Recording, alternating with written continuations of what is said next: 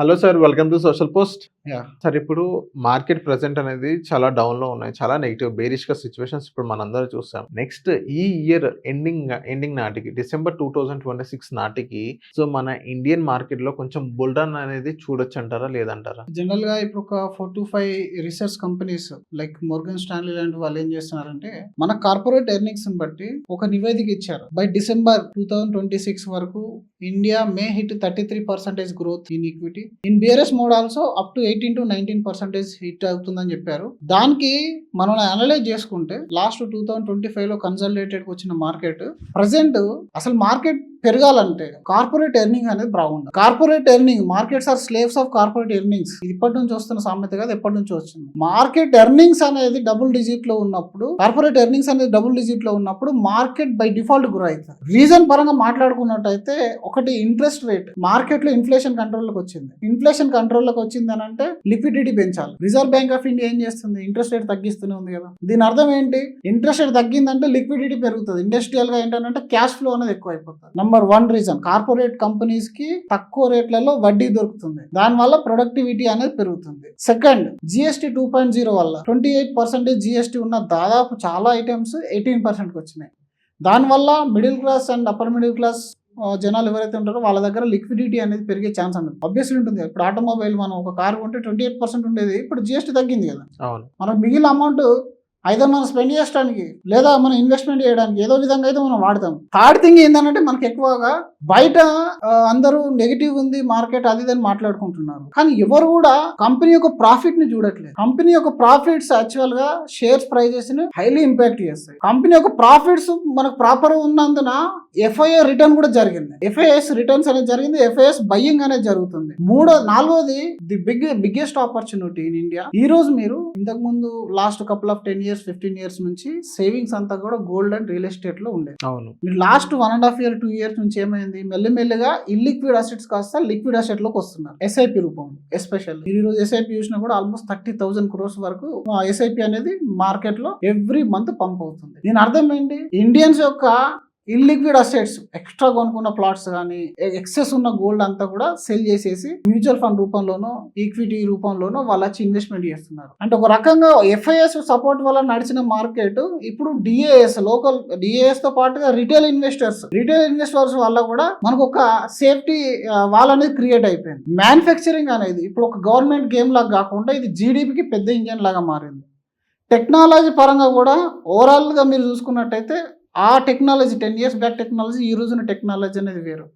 అందుకని వీళ్ళు సెన్సెక్స్ను బై 2026 వరకు 1,90,000 నుంచి 1 lakh టచ్ అవుతుందని చెప్పేసి, అలాగే నిఫ్టీ అనేది అప్ టు 30,000 వరకు చేరుతుందని చెప్పేసి నివేదికలు ఇచ్చారు. ఇది ఏమో జనరల్గా ఊహించి చెప్పేదో ఆస్ట్రాలజీ ప్రకారం చెప్పేది కాదు. ప్రతిదీ కూడా ప్రతి అంశాన్ని క్షుణ్ణంగా తీసుకొని కార్పొరేట్ గ్రోత్ని జీడిపిని ఇవన్నిటిని అంచనా వేసుకొని వాళ్ళు ఒక నివేదిక ఇస్తారు. కాబట్టి ఇప్పుడు ఈ 18 months ఏదైతే గ్యాప్ వచ్చిందో దీన్ని మార్కెట్ కరెక్షన్ అనొద్దు, దీన్ని టైం కరెక్షన్ అన్నది. టైం కరెక్షన్ అయిపోయింది. సేమ్ వాల్యూస్లో దాదాపు కొన్ని ఇండెక్స్లు అనేవి సేమ్ వాల్యూస్లో ఉన్నాయి.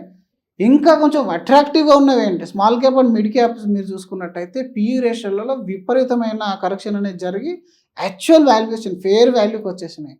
ఎప్పుడైతే ఫేర్ వాల్యూకి వస్తాయో any point of time fair వాల్యూకి వచ్చిన తర్వాత ఇన్వెస్టర్స్ యొక్క ఇంట్రెస్ట్ అనేది పెరుగుతుంది ఇన్వెస్ట్మెంట్ చేయడానికి. ఆ విధంగా కూడా మార్కెట్కి ఒక పుష్ దొరుకుతుంది. కన్జప్షన్ అనేది జిఎస్టీ 2.0 వల్ల ప్లస్ ట్యాక్స్ 12 lakhs వరకు ఎలాంటి ట్యాక్స్ లేదు. లాస్ట్ 1 year బ్యాక్ నుంచి ఇది అనౌన్స్ చేశారు.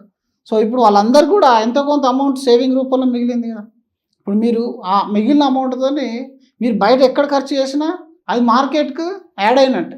Whether it is a wedding, whether it is a online shopping, whether it is a physical shopping, మీరు ఏ విధంగా చేసినప్పటికీ అది, లేదా మీరు ఒక ఇల్లు కట్టుకున్నా సరే indirectly you are giving a profit to any company. ఏదైనా ఒక కంపెనీకి మీరు ఇస్తున్నట్టు కదా. ఒక ఇల్లు రెడీ అవ్వడానికి ఎన్ని రకాల కార్పొరేట్ ఐటమ్స్ మనం యూజ్ చేస్తాం. పెయింట్స్ దగ్గర నుంచి మనకు ఐరన్ అండ్ స్టీల్, సిమెంట్ ఇవన్నీ కూడా ఒక కార్పొరేట్ కంపెనీస్.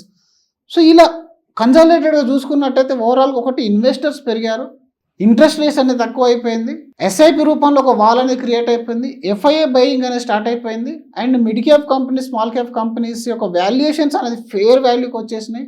వాళ్ళ యొక్క కార్పొరేట్ ఎర్నింగ్ కూడా almost expected 14 to 12% corporate earning అనేది ఉండబోతుంది. వీటన్నిటిని కలుపుకొని కాన్ఫిడెన్స్ కనుక కొంచెం బిల్డ్ అయింది అని అంటే వాళ్ళు చెప్పిన రేంజ్కి రావడం అనేది పెద్ద మ్యాటర్ కాదు, పెద్ద టైం ఏం పట్టదు. సార్ ఇప్పుడు మాట్లాడుకుంటే గ్లోబల్ అన్సర్టనిటీస్ అనేది ఎక్కువ ఉంది. సో ఇప్పుడు క్రూడ్ ఆయిల్ రేట్ అనేది 80 barrels ఉన్న 100 దగ్గర టచ్ అవుతున్న సిచ్యువేషన్ చూసాం. అండ్ నెక్స్ట్ ఇప్పుడు మన ఇండియాలో 90% ఆఫ్ ది గ్యాస్ అనేది స్ట్రైట్ ఆఫ్ హార్మజ్ నుంచి మన ఇంపోర్ట్, ఇప్పుడు అది బ్లాక్ అయింది. ఇప్పుడు సిటీలో ఉన్న ఎల్పిజి గ్యాస్ కూడా కొంచెం షార్టేజ్ ఉంది.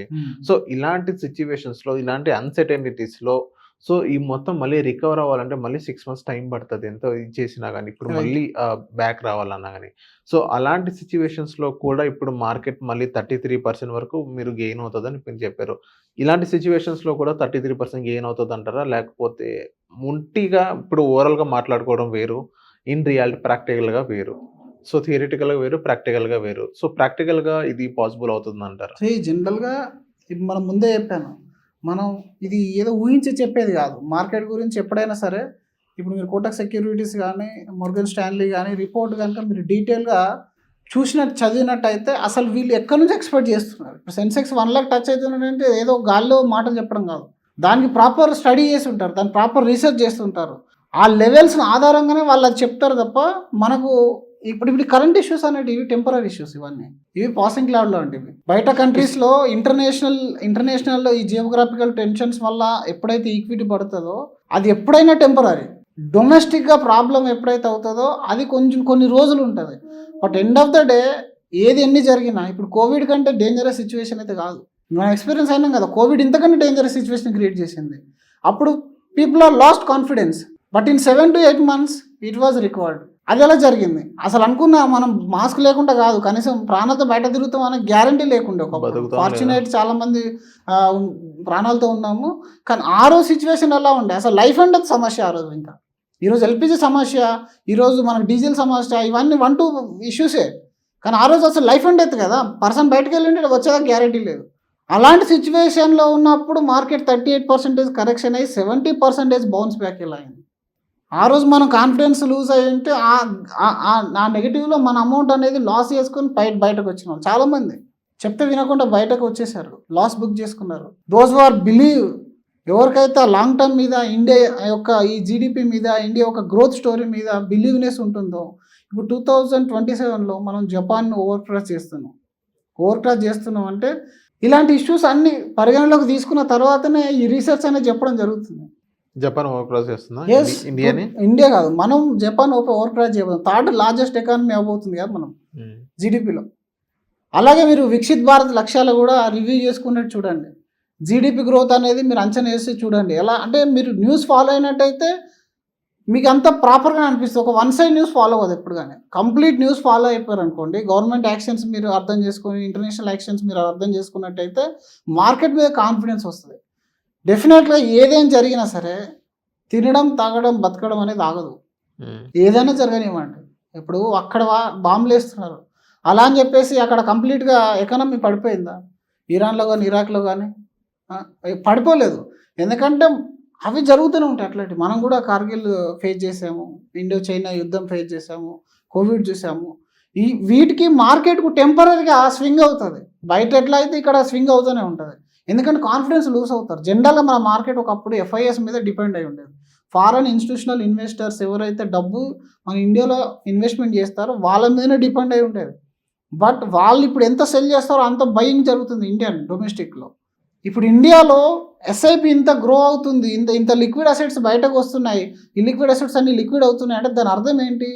We have liquidity in the మార్కెట్లో లిక్విడిటీ అవైలబుల్ ఉంది.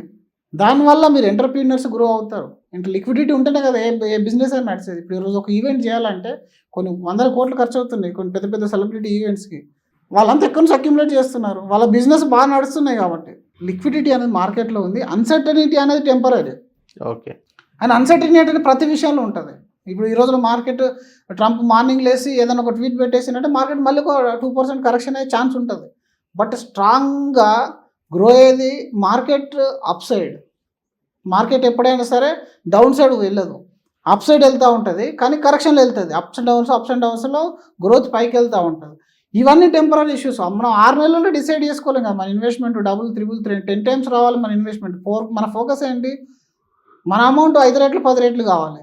అది 5 రెట్లు 10 రెట్లు 6 నెలలు ఎట్లా కాదు, 1 ఇయర్ ఎట్లా కాదు, 2 ఇయర్ ఎట్లా కాదు, 1-2 ఇయర్స్ లోపల మన ఇన్వెస్ట్మెంట్ జీరో కాకుండా ఉంటే చాలు. First of all yes. జీరోగా అయ్యే పరిస్థితి అనేది ఎప్పటికీ రాదు. త్రూ ఇలాంటి స్ట్రాటజీ ప్రకారం మ్యూచువల్ ఫండ్ రూపంలో వెళ్తే, ఇంకా సింగిల్ స్టాక్లో వెళ్తే అది వేరే డిఫరెంట్ కేసు.